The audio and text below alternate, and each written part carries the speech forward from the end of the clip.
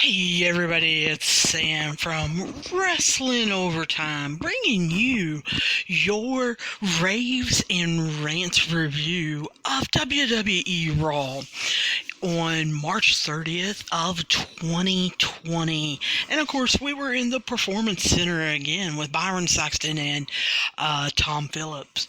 Now, they started off with a flashback, basically, of The Undertaker and AJ Styles feud that's been going on since Super Showdown. And it also included and highlighted almost AJ getting real personal with The Undertaker by, of course, bringing up his wife. And AJ's been doing this over and over, and it seems to be something that they are wanting to get people, I think, revved up about him being personal, talking about the Undertaker's wife, calling him by his real name, and saying that he is not the same as he used to be, and how AJ is basically using the Boneyard match to bring back the original Dead Man, the one that everyone basically wants to see. Well, immediately after that, we get an Undertaker promo. And the first thing I, of course, immediately notice is that he is not dressed as the Undertaker. He is not in his Undertaker garb of, the long black trench coat and the hat and long hair and all of that. He is wearing kind of a toboggan, a beanie, and that he appears to have on a black leather, almost biker jacket. They are shooting him basically from the shoulders up. And not sure why they took that angle. Wish that they would have showed a little more of him and showed how intimidating The Undertaker can be. I feel like they did that. They shot him closer and more in focus to really see the passion, the determination, the steely intensity that we've always gotten from The Undertaker's eyes. And so he started off by talking about AJ.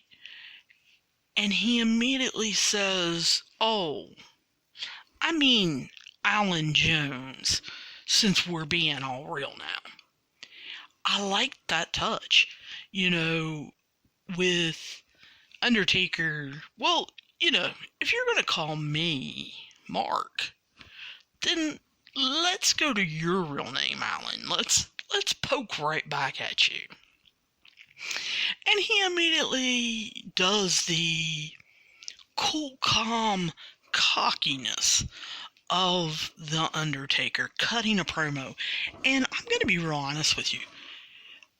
I've almost gotten to the point where I forget that when The Undertaker really wants to cut a promo, that he can, that it's more than rest in peace. It's more than a bunch of taglines, that he has feeling in his promos, and like I said, has that steely, intense glare almost, where it's not so much that he scares you. I mean, he could, but it's that determination where what he says is probably going to come true, and that you just need to prepare yourself. Because he immediately tells AJ that for a small man that he has a very big mouth. And I loved that later in the promo, he says, you thought by dropping some pipe bombs that you would get under my skin. Well, I've heard a lot worse from a lot better than you.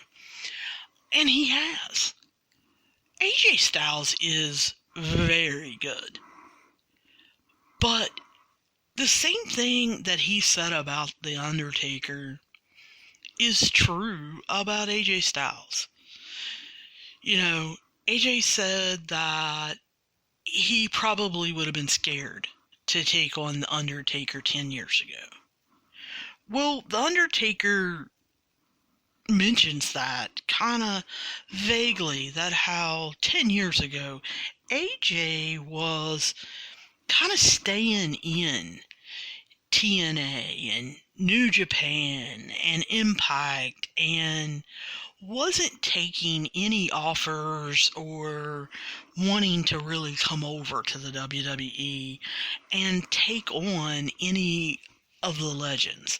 And he mentions, The Rock, Stone Cold, The Edge, Kurt Angle, Randy Orton, John Cena. And he talks about how basically none of them are left but him. And he then kind of slides into how AJ is almost jealous of Michelle McCool, his wife, because she does her faith breaker, which he calls AKA the Styles Clash, better than he does.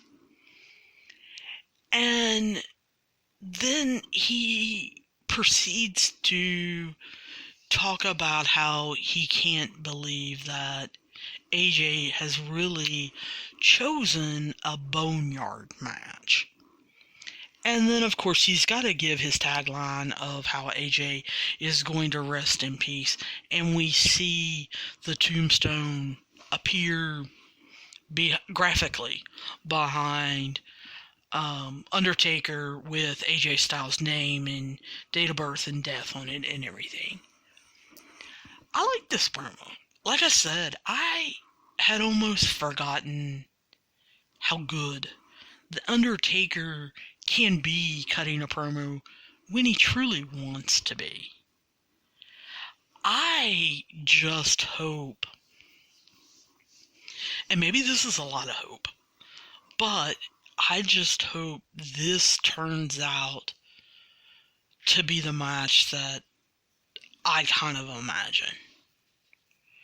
Of, hopefully it's outside, and hopefully the WWE took its time to actually shoot this match correctly, appropriately, that they edited it right, that they added some tricks, some swerves.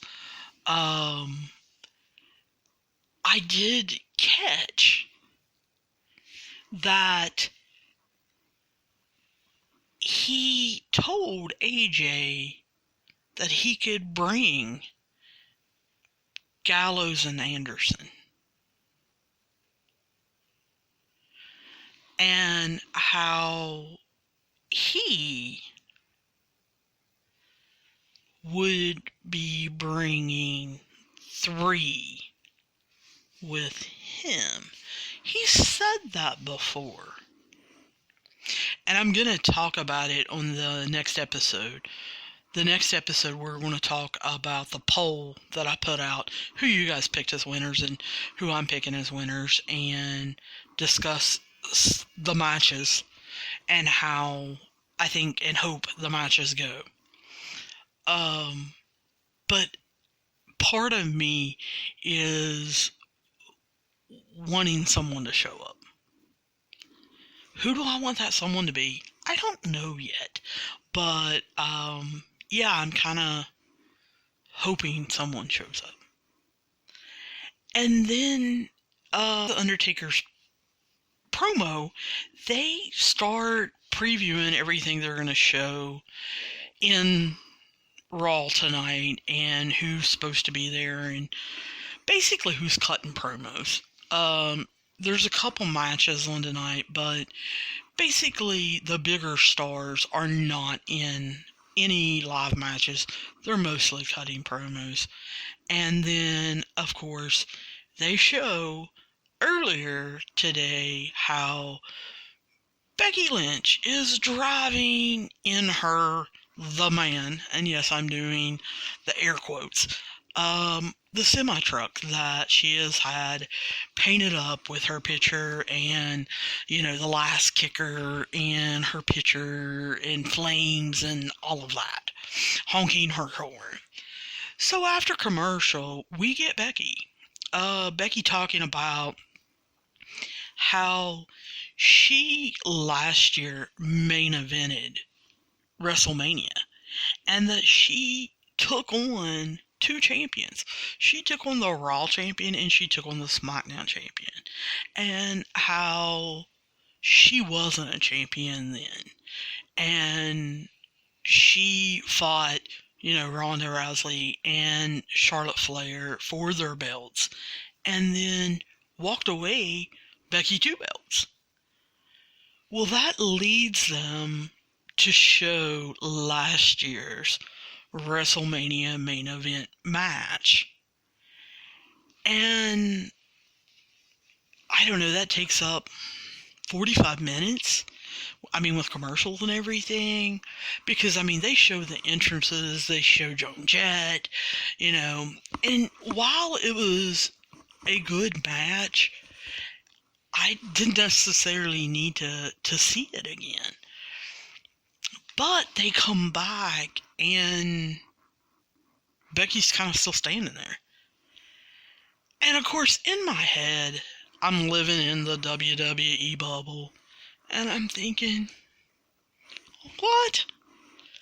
You didn't stand there for 45 minutes? Because she says, well, that's the first time I've seen that match.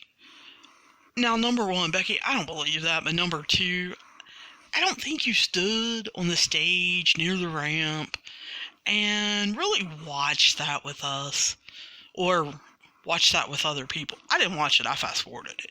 I've seen it, like I said, didn't really want to see it again. I don't believe, even in the wrestling bubble, do I believe that Becky stood there on that stage for 45 minutes. The least they could have done is gotten her a chair. Or showed her over at the announcer's desk with her feet up, acting like she watched it. She's standing there with her belt over her shoulder. It was pretty obvious she didn't watch that match.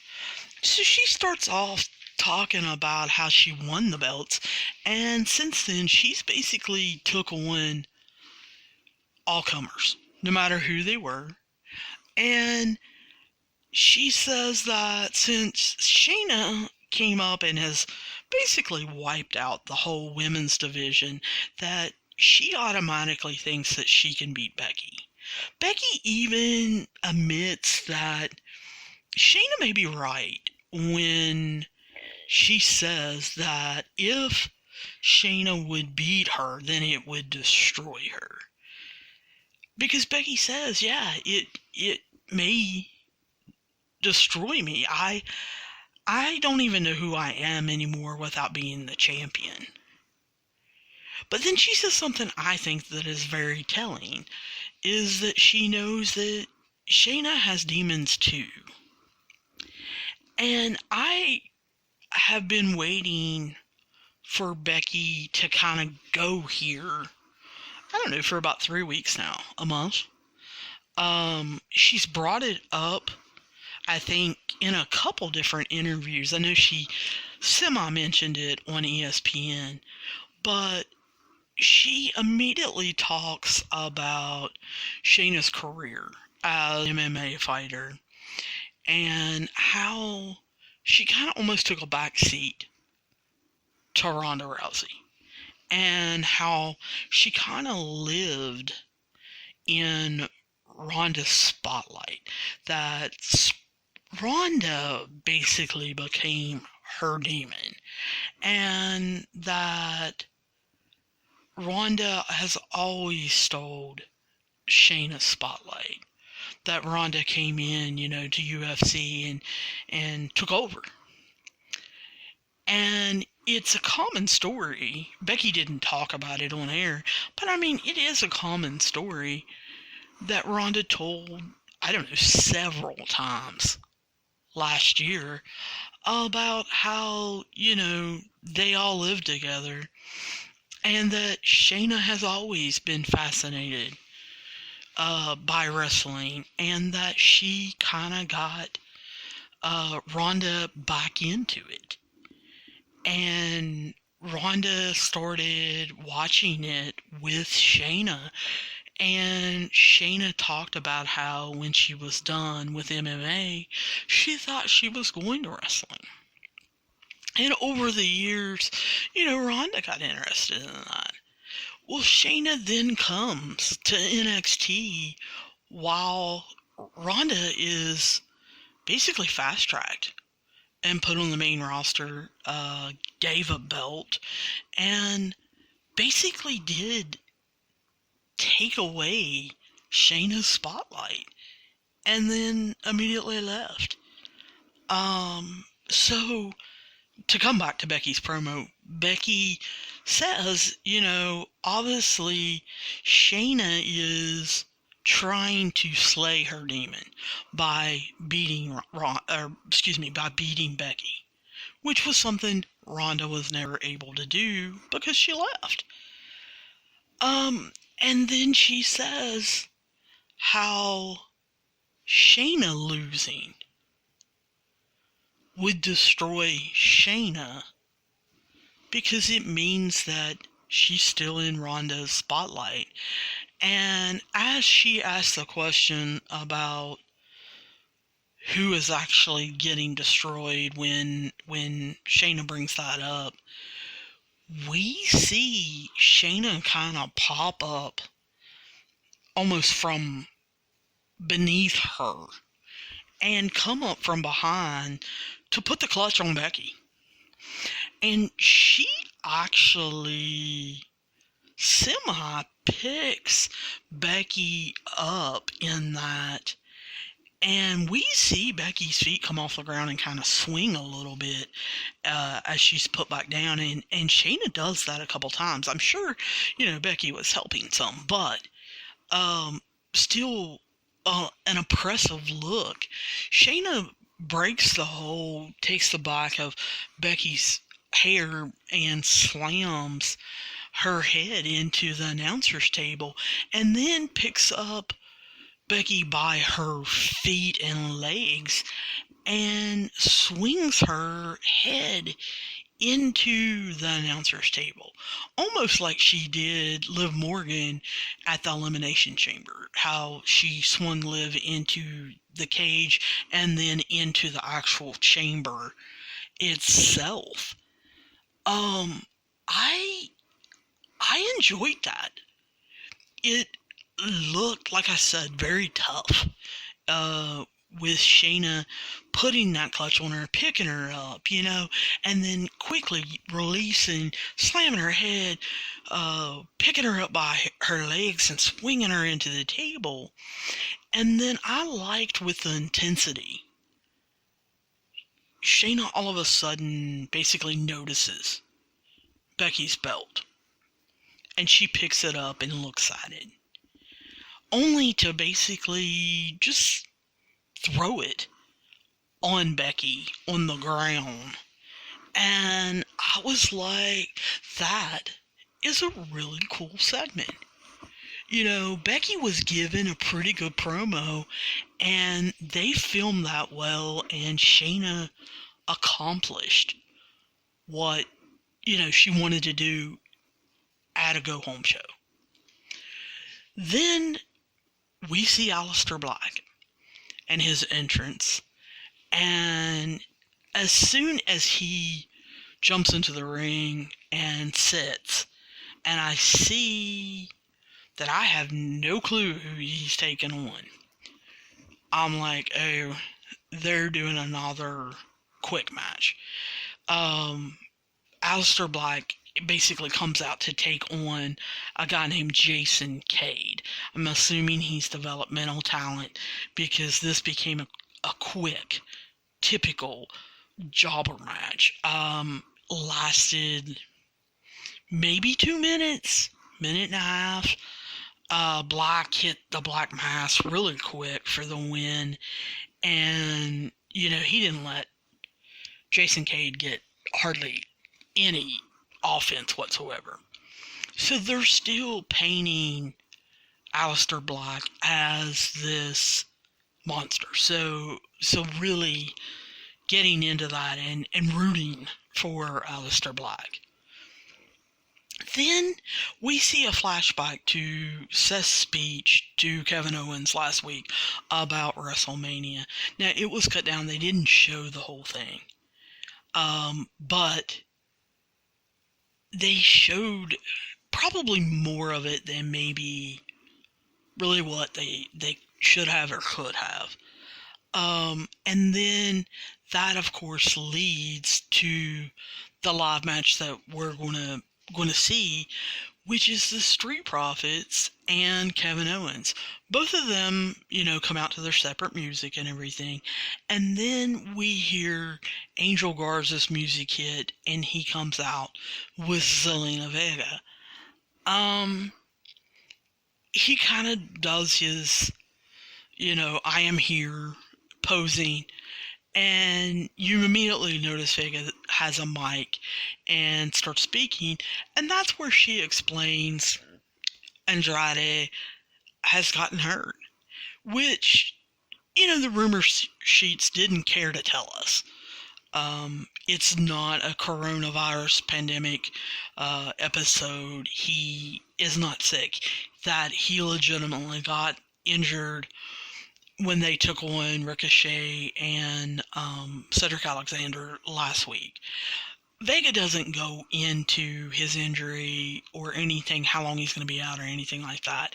She just basically says he's not medically cleared to take on anyone, but that she found a replacement, that she took and found another star in the making, just like she did Garza. And she introduces Austin Theory. And I had read about it, I guess, I don't know, Saturday or Sunday before Raw, that he was being pulled up. But I can't help, when he came out, I was impressed. I've seen him in NXT. I was first made aware of him watching Viceland's series called The Wrestlers. And actually, I am amazed. I need to go back and rewatch that one episode. In that one episode of The Wrestlers, I think it was the first episode, it's the first or second episode, they talk about Austin Theory, and they talk about Darby Allin, and they show MJF.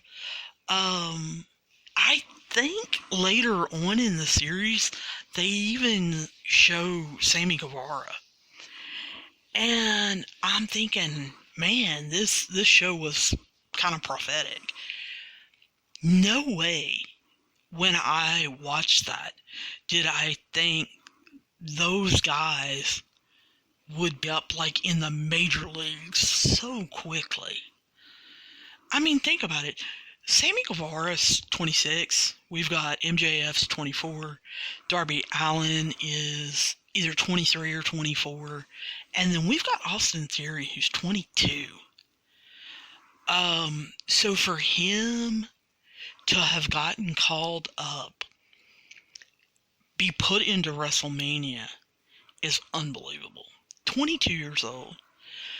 He almost, and I know a lot of you are going to disagree.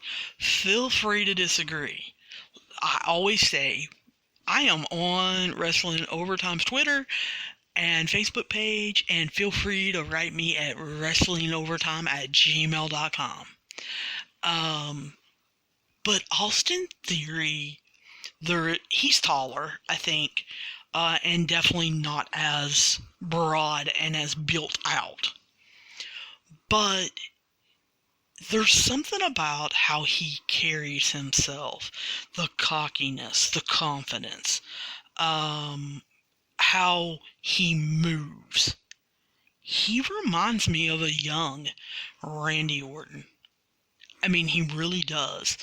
The haircut, I feel like how he sells, and I'm going to talk about that, when I start talking about the match, but I feel like he sells better than someone his age, which I felt like Randy Orton did. But he's got an it factor that I felt like Randy Orton had too when he's that age. Go back on WWE Network and watch Randy Orton come up. I've been watching, Ruthless Aggression era, and Randy Orton, you could see it at that age. He had that swagger, that it factor. And I think Austin Theory has that. So, after, of course, they introduce him, and like I said, he kind of has this swagger walk down the ramp. And I thought Garza was cocky. And he almost takes it a little overboard.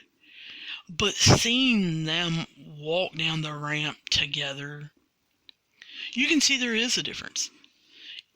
It's... I don't know how to describe it. It's almost like Garza's is acting.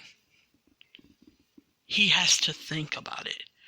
Whereas Austin Theory's walk, his swagger, it's almost like it's natural. And so I thought that was interesting. Well, obviously then Seth Rollins comes out, his music hits, and we see Kevin Owens start out in the ring, and it looks like he and Seth are going to lock up. But Seth immediately kind of just turns, and he just smacks Theory on the chest to come in. And we see Theory kind of hold his own. I was impressed with his selling, like I talked about earlier.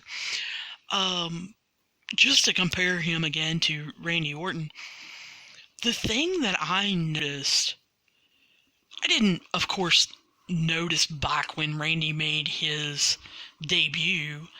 I was probably too young to remember that, but I have noticed it since reliving some of it through the Ruthless Aggression era documentary that they've been showing. I think the thing that made Randy stand out to people when he was that young was not just his selling, but his selling with his facials. And I think that's what also reminds me of a young Randy Orton. Austin Theory sells moves not only with his body, by moving his body when they punch him or kick him, but he's doing it as he is caving his side in, as Kevin Owens is hitting him on his right side. He is also wincing at the same time and pulling his head. And it's a learned behavior, I think. I think that's something that they work on at the Performance Center, but he hasn't been there that long. I think that he's either had a really good teacher as he's been coming up through the indies, or he is like a natural. Because you can see that his facials are matching when his body is jerking and moving, and when he's grimacing and grabbing his leg, it's not overdone. It is like he is truly hurting. So I like that. I want to know, I've already gave you guys out my email. It's wrestlingovertime@gmail.com. I am on Twitter. I am on Facebook. You guys messenger me, DM me if you don't want to tweet me or whatever. But can someone please explain to me why Garza has to take his pants off every match? Especially when there's no crowd. I kind of got it when there was a crowd and he would stand up, on the second rope and do a little wiggle and a dance for the women in the crowd and take his pants off. Basically unsnap him, tear him away or whatever. There's no crowd. And I don't know that the TV audience is getting into that. So I don't get it. I don't get why he has to take his pants off every single match. Can someone explain to me that? But anyway, Kevin Owens stuns Garza to win the match, which I thought was a good kind of finish because they did not have Austin Theory take the loss. And then we see after, Owens hits the stunner that Seth Rollins does run in and curb stomp Kevin Owens. And, we're very aware that Seth was not interested in this tag match whatsoever. He was basically looking for an opening to get at Kevin Owens. I would be remiss if I didn't, though, talk about what everyone was talking about Monday night. If you were on Twitter, you were on any internet, you were on the message boards, you were on any website or anything, of course the big thing became Ford diving over the ropes and basically smacking, and you could hear it, and they replayed it, but him smacking into the area of the ring, or where the cement and the mats meet the ramp. It was obvious that it was a botch. I don't know whether Theory was supposed to be there to take it, but it was obvious that it was a botch. Now, since I'm doing this Raves and Rants review not hours after Raw, but a day later, 2 days later, I can tell you that they came out and said, yes, that was a definite botch. Actually, they had it planned. Seth was actually supposed to go over and be on the ring apron and kind of stop him / slow him down. And he was never supposed to kind of land. But from what everyone discussed and said, and people come out and talked, it was almost like he had already hit the ring ropes, was running across the ring, and was getting ready to leave his feet when he realized, oh, Seth is not in the place that he is needing to be in order for us to accomplish this move. A matter of fact, he's nowhere near. And so he made the decision to jump over. He obviously did not complete the rotation in order to land on his feet. And Theory wasn't close enough to scoot over and take it or cushion it. He couldn't get up and get over there fast enough to, again, take it or cushion it.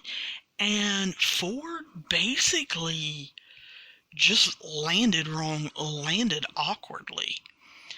It is my understanding from what people said, he's okay. But when you think about it, remember, this Raw wasn't live. This was taped. I wonder if it affects Ford going forward. Because remember, I'm taking you out of the wrestling bubble.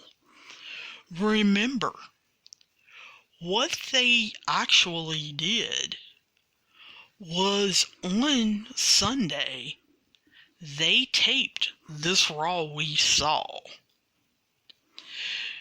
Then on Monday and Tuesday, taped the SmackDown that we are going to see on April 4th.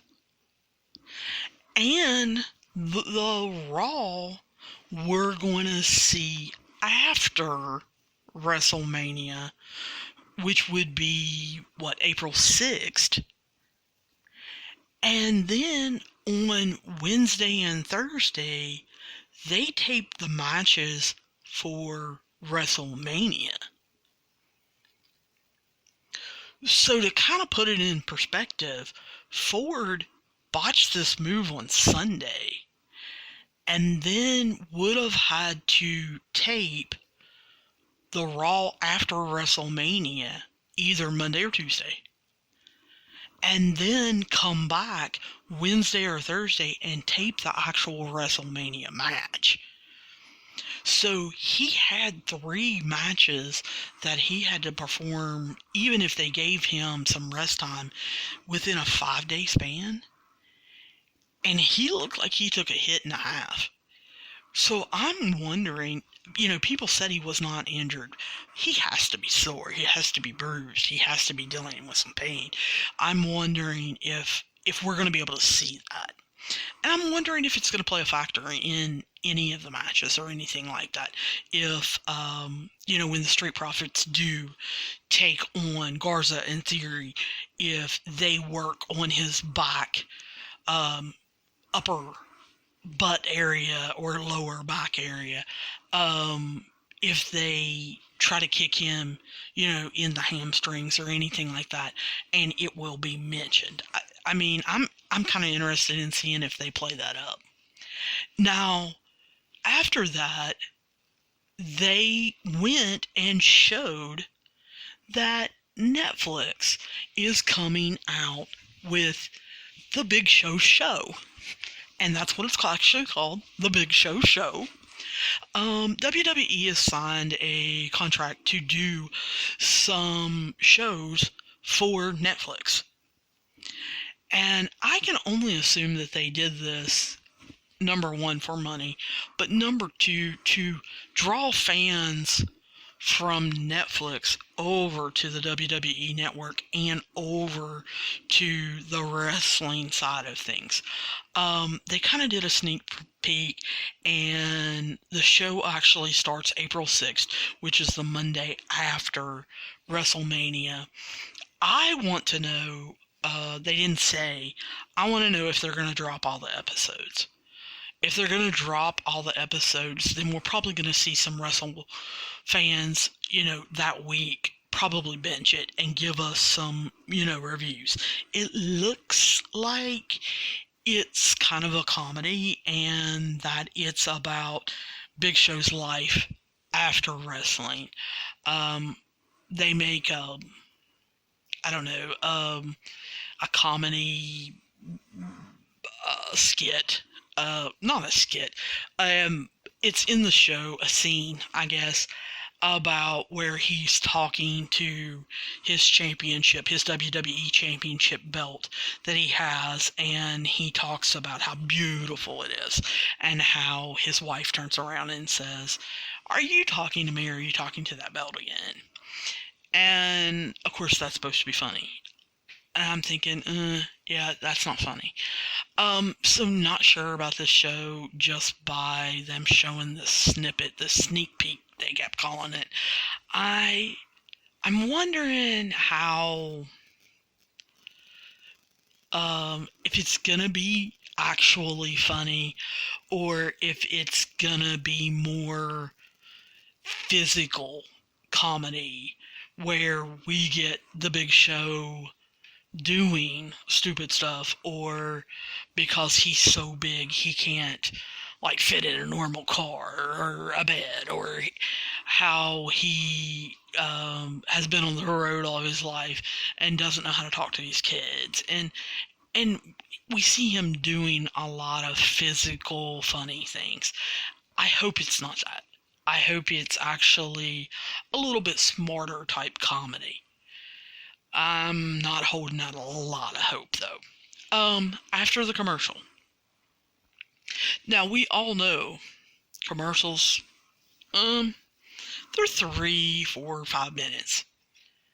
So after we come back to commercial, Kevin Owens is still sitting in the ring.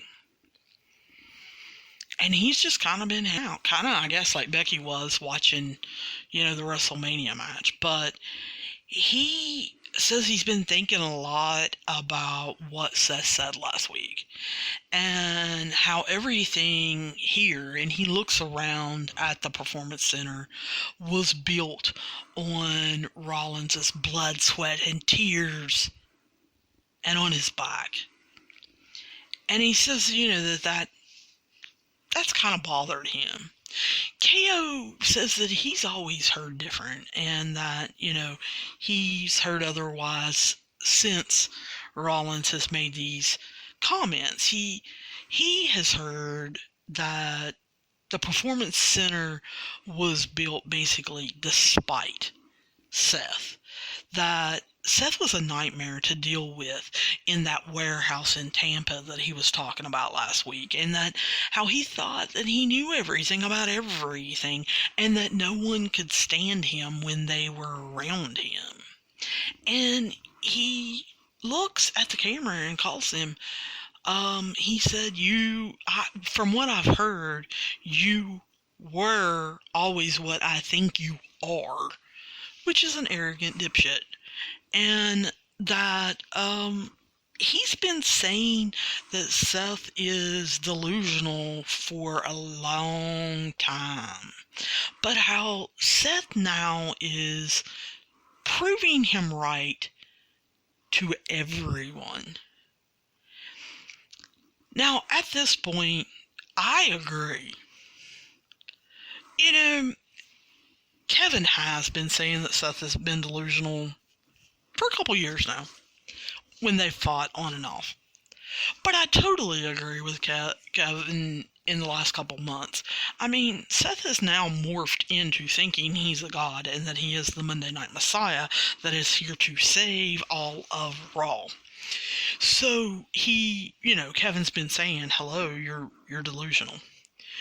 But now he's saying, hey Seth, you have now proved it to all the wrestlers, everybody in the locker room. They thought you might be delusional before, but since you're talking about how you built everything when everyone hated you and you were a nightmare to deal with, they now know you are delusional if you truly think that you are the one. But he then kind of morphs in to how Seth brought up all those WrestleMania moments that he, accomplished. And Kevin says that, he thought about them, and every single one of Seth's WrestleMania accomplishments were because he had backup, or because he took the underhanded way about it. And that's a nice way of saying he cheated. And he talks about how this Saturday, and he says it several times, so I'm going to make the assumption that Saturday is when Seth is going to take on Kevin, when they're actually going to show that match. But how Kevin says on Saturday, he is going to have his WrestleMania moment, and he, meaning Kevin, is going to be the one to burn it down, using Seth's obvious catchphrase. And I was like, oh, well, that wasn't a bad promo. I think I would have rather had that promo instead of the match, because the match was, it was obvious that it was filler, and that they kind of threw Kevin Owens and Seth Rollins in there so that it wouldn't actually be the match for the tag team championships that they're going to show at WrestleMania. So I think the promo would have been better without the match, but it was still not a bad promo. And then, of course, it's the famous 10 o'clock hour. And like I said, supposedly, the 10 o'clock hour is the one that Raw is supposed to be concentrating on since January. And so, what do they do with their 10 o'clock hour? Well, I think they do something really smart. They show basically the complete flashback of Edge versus Randy Orton. They show from Edge returning at Royal Rumble to, Randy coming out and betraying him and hitting him with the chair, and then Randy, talking to Beth and Beth slapping him and him hitting her with an RKO, and then Edge come back and all the things that he said about grit and Randy being entitled, and then they showed Randy's response and all of that. And I thought, what a good way to kick off the 10 o'clock hour as far as showing and recapping everything that people have been excited about. Bringing back two legends that are going to, compete and come together at WrestleMania. And then we see Edge pretty much in a darkened room. And he's sitting there, and he starts off with how Randy Orton said that Adam Copeland is a junkie for Edge. And of course, I brought this up in previous episodes, but Adam Copeland is Edge. That's Edge's real name. I don't know why they're doing that. They've already got AJ Styles and The Undertaker doing that. I don't know that they needed to do that with Randy Orton Edge. But anyway, Edge, being Edge, admits Randy's probably right that he loves that feeling when his music hits and the WWE audience is one with him and they get behind him. And he talks about being one of them, being one of the audience, and how, he grew up being in the crowd, and talks about him being at WrestleMania when he was a teenager and seeing Hulk Hogan and feeling that. And he flat out says, if you aren't a junkie for the audience, for performing, for wrestling, then you are basically just in my way. And then he starts talking about grit again. And this is where he loses me. He lost me the first time. Almost seemed like Randy really didn't get it. And now he's talking about it again. And I'm just like, Edge, I don't know that this is where you want to go. But he brings it around and he talks about how he thinks Randy Orton is jealous of him. He's jealous of his passion. And that the only time Randy has passion is when Randy is around Edge. That Edge motivates him and gives him the kick in the butt that he needs and makes him do things and gets him going. And he says the last time Randy Orton was as good as he is now was 9 years ago. And he says that is what truly scares you, Randy. and that this time Randy has dug himself a hole, and that Edge isn't going to pull him out this time. That all he's going to do is push him deeper and deeper and deeper into this hole until he buries him.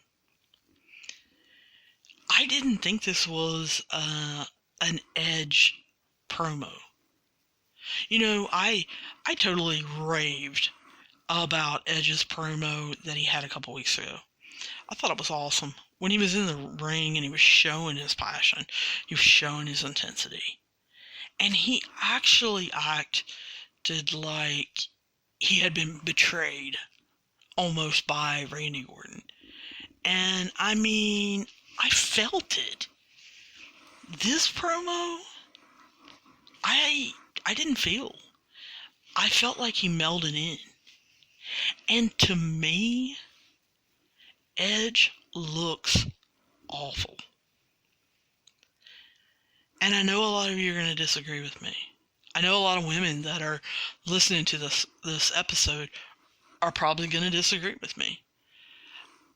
I looked at Edge when he was doing this promo because a lot of times the camera was close up. I feel like his face looks gaunt. He looks very pale, and it's almost like his cheeks are sunken in and that his eyes are sunken in. To me, he looks like a shell of himself. And I know that he legitimately had a neck injury. And maybe it's because I haven't really been paying attention to him for 9 years. You know, I've seen him on and off, but not really as much as I've seen him here recently. And I just feel like he's one step away from looking like a homeless person. He has a look about him that it's almost like he's not taking care of himself. And I think that bothers me. You know, his face is not full. He doesn't have color in his face. He doesn't have excitement. I don't feel like his eyes are alive. I just feel like there's something up with Edge, and I guess the reason why that bothers me is I wonder, should he be back? He legitimately had a neck injury, and is he truly medically cleared? Like, should he be? Would the average doctor in Timbuktu clear him, or was he cleared because that's what he wanted, what WWE needed, and they got a doctor to do it? I can't help but wonder that a little bit. Then we get Asuka. And I know you guys are sick and tired of listening to me talk about Asuka, but I know you can hear me smiling and half laughing in my voice because I just love Asuka now. Asuka crazy dancing, and her taking the mic and yelling in Japanese, and then pointing at her opponent, Caden Carter, who looks terrified, and says, "Who are you?" I mean, you can make it out clear as day. She wants to know who in the world are you, and why are you in my ring? And then she very clearly says no one is ready for Asuka.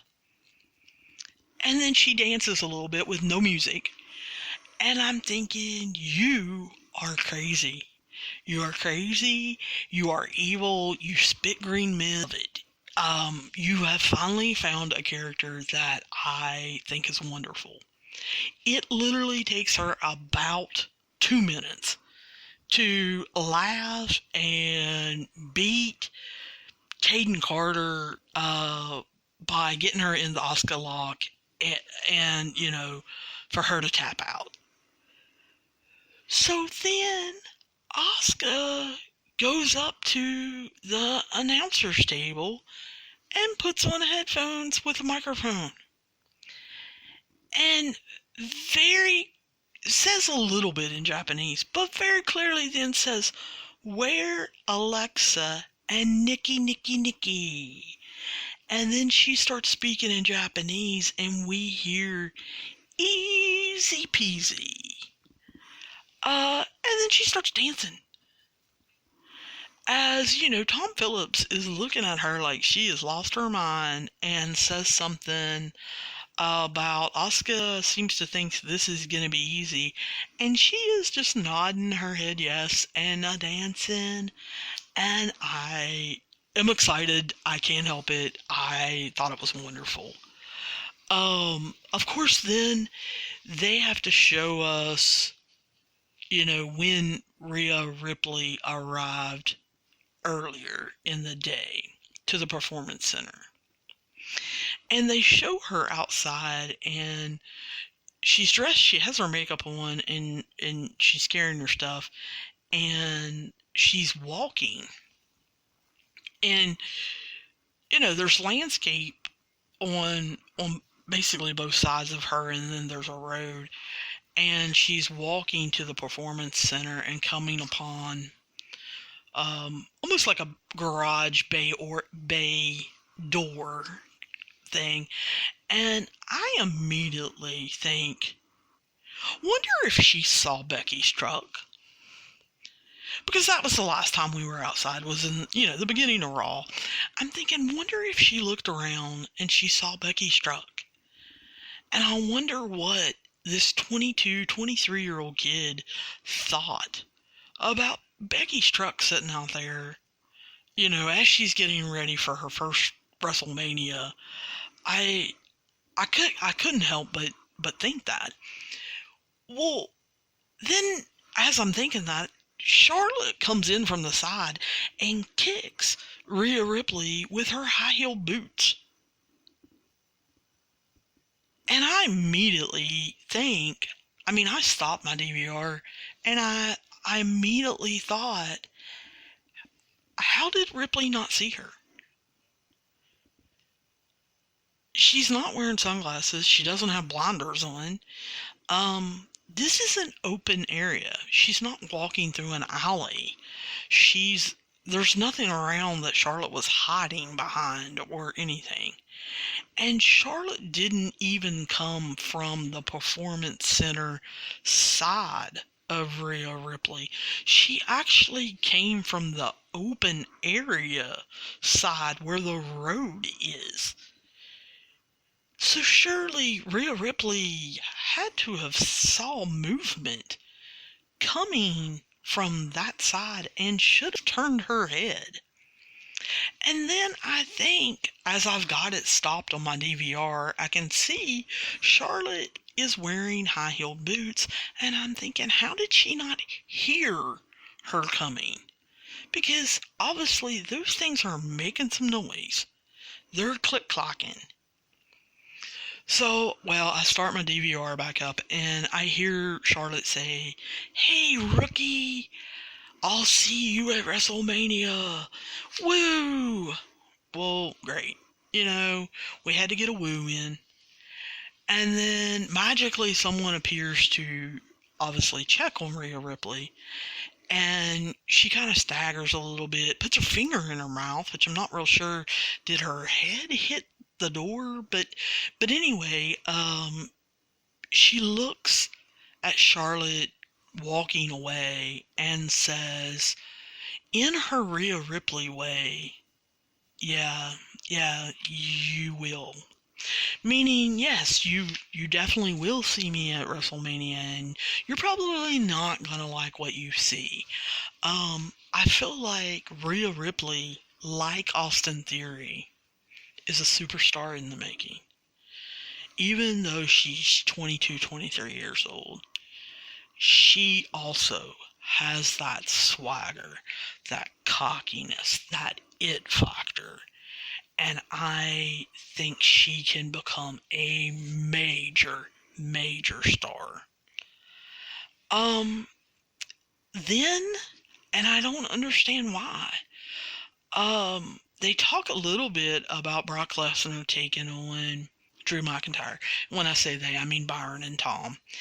And then they immediately show the 2019 Survivor Series match between Brock Lesnar and Rey Mysterio last November, and it's a no-holds-bar match.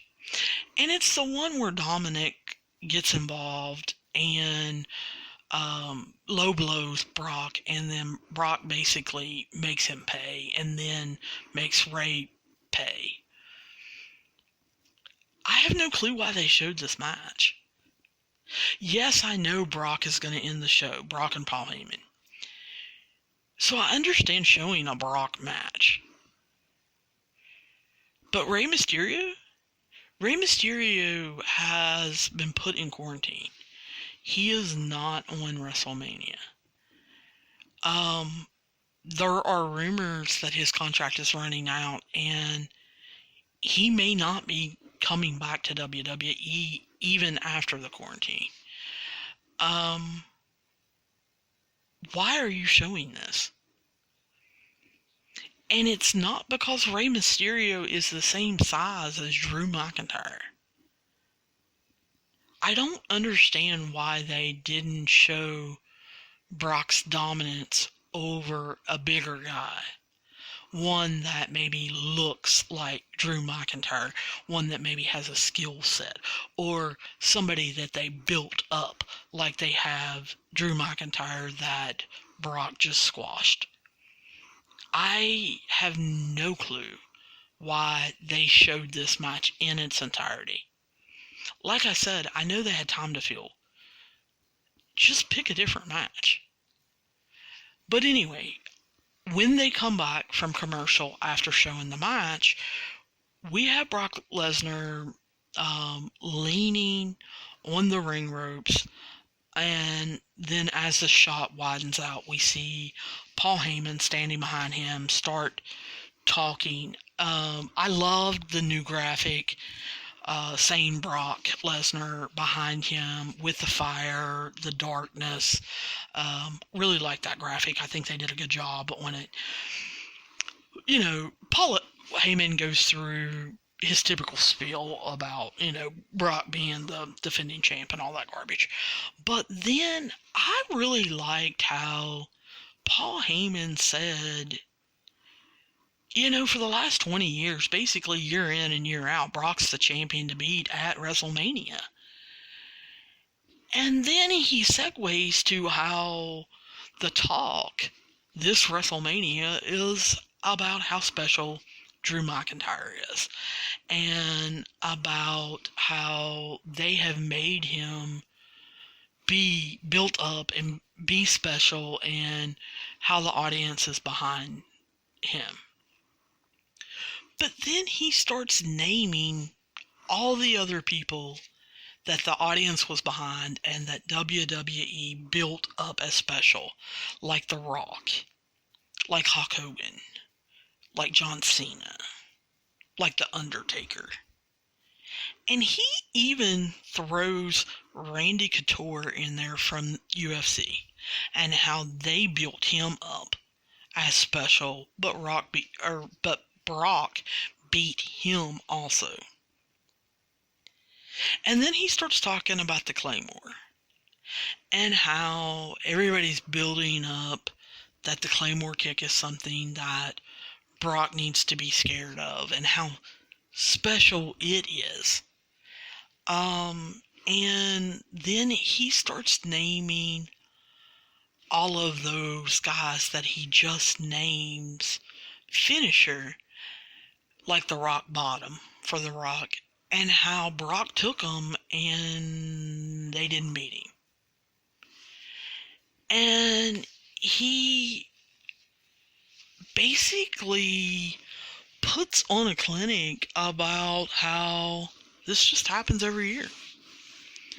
WWE builds somebody up, makes them feel special, makes the audience think, oh, here it is.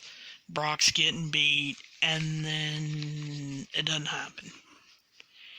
And then I loved how Paul Heyman ended it.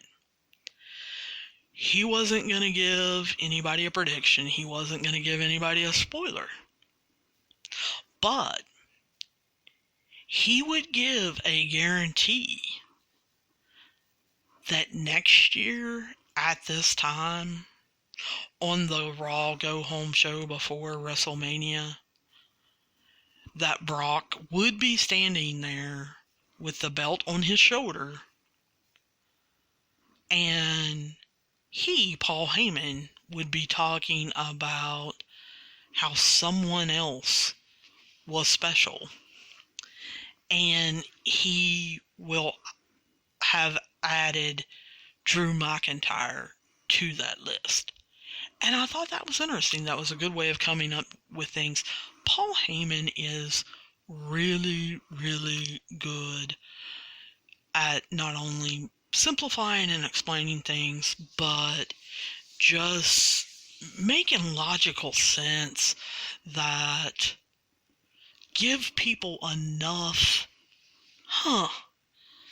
to kind of sit down and think, well, is that who is really going to win? When I'm making predictions, which is the next episode, when I'm making predictions, do I really want to take Drew? Or should I take Brock? I really want to win. I really want to say, hey, I won the predictions bet. But who do I want to take, So, Paul Heyman is really good at that. And then the show ends. Now, I know a lot of people out there were just trashing this as a go-home show. I don't know that it was necessarily that bad. It is what it is. They weren't going to have a lot of live matches. They were going to do a lot of promos. And while some of the promos were average or just good, like Edge's, some of them were pretty good. Like Becky and Shayna. I think those were really good. So, I think it's Raw. Raw hasn't been good in a while. In a long while. And so I think when we're rating Raw or we're reviewing Raw, I think we need to compare Raw shows to how it is. Not how it was 10 years ago. Or 20 years ago. Or 30 years ago. I don't think you can compare Raw now to the Attitude Era. I don't think you can compare Raw now to the Ruthless Aggression Era. I think this is its own era, and I think you have to compare it to what is now. And this was an average, okay Raw. Was it special? No. Was it great? No. But I'm just thankful we still have wrestling. I'm thankful we've got some performers that want to perform for us. And I'm thankful we're getting it on TV. You know why? Because I absolutely love sports. I am a sports fanatic. And I am missing college basketball so bad I can't see straight. I missed March Madness. I miss the tournament. I miss the start of opening day with Major League Baseball. I am missing my sports. And so I'm just thankful wrestling's still around. I really am. And I am thankful to the performers for keeping... I don't want to say they're risking their life. I don't want to go that far. I think the doctors, the nurses, the CPS workers that are making sure our kids are safe, the police officers, the firefighters, I think those are the people that are risking their lives with the coronavirus. But I do think wrestling is going out of its way to give us some kind of entertainment, and I'm thankful for that. Guys, like always, I want to hear from you guys. Hit me up on Wrestling Overtime on Twitter or Facebook. You can feel free to DM me or hit me up on Messenger. Or you can always write me at our email at wrestlingovertime@gmail.com. Please review us on podchaser.com. Right now they are running a charity event. Anyone who reviews any podcast or podcast episode, they are donating money for Meals on Wheels to help feed people that are affected by the coronavirus, laying them off where businesses have been shut down. And if the podcaster, the creator, that would be me, if they reply to your review in some way, some fashion, then they're going to donate double. So if any of you review this episode or Wrestling Overtime, the podcast in general, I am definitely making an effort to reply to anyone, because I want to raise that money. And I think most podcasters do. So please rate and review us at podchaser.com. And like I always say, please subscribe so that you can get any future episodes delivered to the podcatcher of your choice, whether it be Apple Podcasts, Spotify, Google Podcasts, Pocket Casts, Stitcher, whatever. We're on them all. And I will be talking to you guys soon.